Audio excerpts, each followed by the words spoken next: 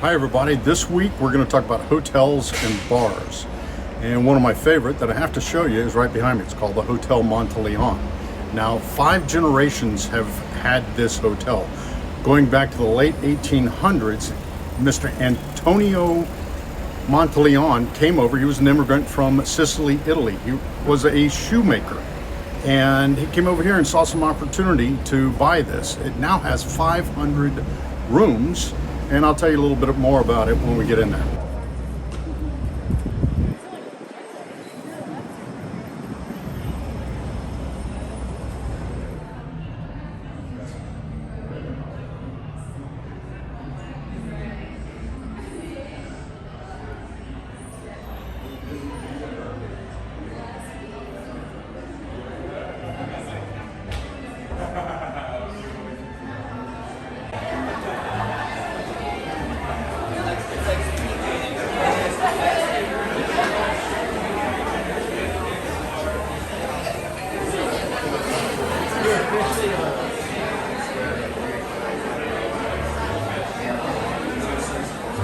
Okay, it's tough to see, but behind me is the Carousel Bar. It spins around. I'll give you a closer look here in just a second. As you can see right now, it just opened about a little less than an hour ago. It's already busy, and if you can't find a seat there.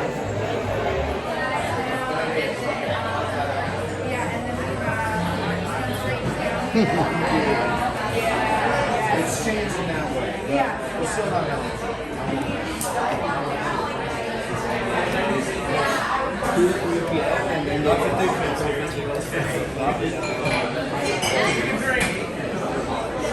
One of the fun facts about this particular hotel, the Hotel Monteleon, is that it's said to be haunted.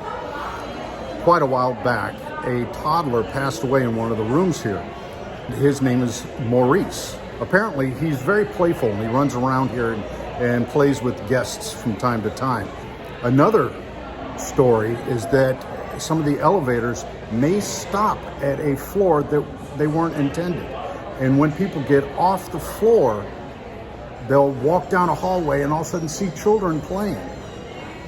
Another one that the staff even today will tell you that there's a locked door in the kitchen that every night will unlock itself and open and then mysteriously close. Another fun fact about this place is many authors call this their home, or called this their home. Tennessee Williams, Ernest Hemingway, Faulkner, Anne Rice, and John Grisham. They've all made their home here at one time in their career. In fact, there's some suites upstairs that are named after each of the authors here.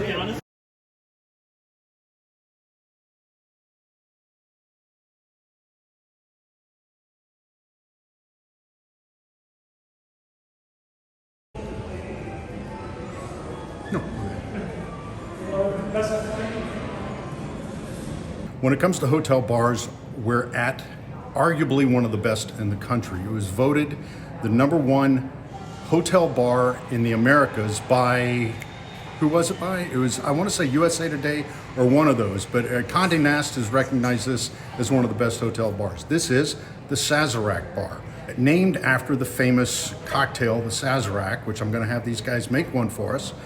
And then they're going to make another really famous New Orleans drink, the Ramos Gin Fizz, which Huey Long made famous when he would come here in his days of ruling over Louisiana and spend time with his constituents. A neat thing about this particular hotel is that no matter how many people order a Ramos Gin Fizz, and it takes about 3 to 5 minutes to make, if I'm not mistaken, bartenders behind me are nodding, that if they have 15 people in here that all want them at the same time, they will make them.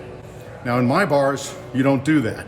I'll make 1, 2 maybe, then I'm sorry, time is money. Or he's gonna make a Sazerac and we'll show you how it's done.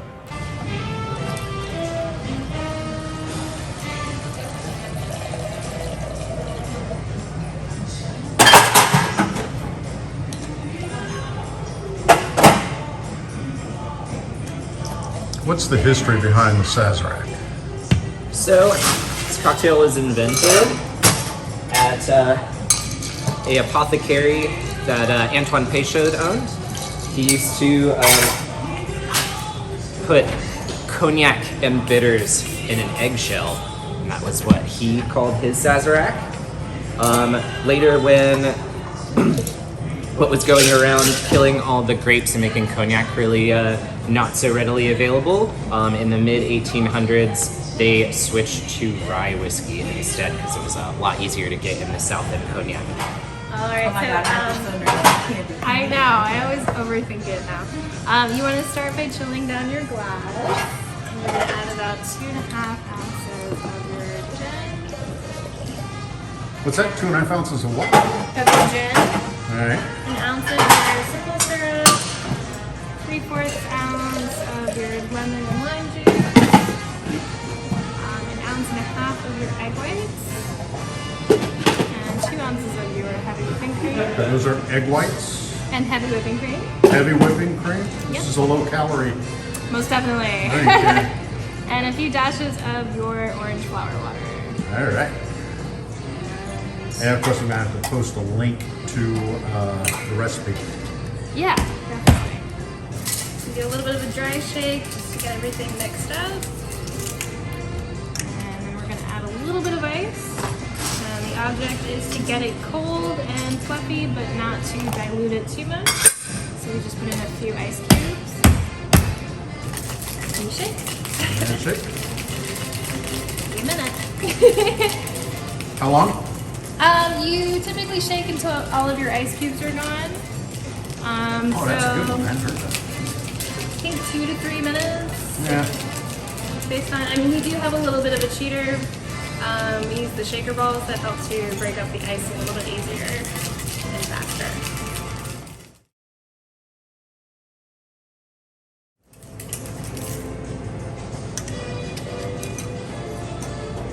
So you're gonna dump your chilled glass. Fill the bottom of it. About an ounce and a half of your soda water. And then just gonna do a slow pour. Look at that. That's beautiful. Thank you. So the thing with Ramos Gin Fizzes is that you want to give it a little bit of time and some love. So we're just gonna let it sit for a minute while this forms and this forms, and then we're just gonna make it rise a little bit more. Just a moment. Beautiful. Thank you. My pleasure.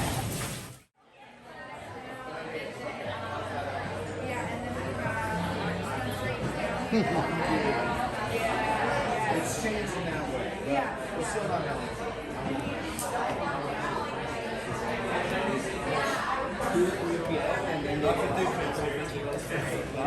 And then